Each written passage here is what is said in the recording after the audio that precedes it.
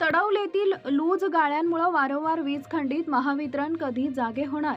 तडवलेतील वीज समस्येकडे महावितरणचे दुर्लक्ष, नागरिकांचा संतप्त सवाल. मागील वादळामुळे तडवळे तालुका खटाव येथील माळवे वस्तीसह गावातील विविध भागांमधील वीज खांबांवरील गाळे लूज झाल्यानं वारंवार फ्यूज उडण्याचे प्रकार सुरू आहेत.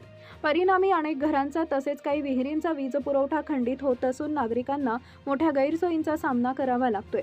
विहिरींना वीज पुरवठा नसल्यामुळे जनावरांसाठी पाण्याची उपलब्धता होत नसल्यानं शेतकरी व पशुपालक अडचणीत आले आहेत.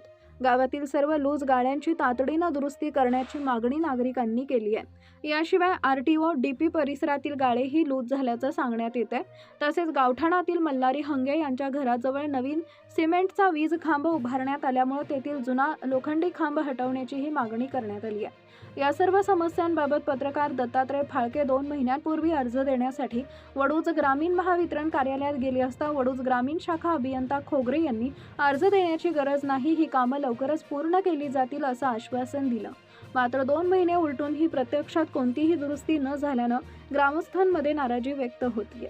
आता या DSP न्यूज लाईव्ह चॅनलच्या वृत्ताची महावितरण प्रशासन दखल घेऊन तडवळे गावातील लूज गाळे दुरुस्त करणे, वीज पुरवठा सुरळीत करणे आणि प्रलंबित कामे तातडीनं पूर्ण करणार का, याकडे ग्रामस्थांचं लक्ष लागलंय. Bureau report, DSP news live.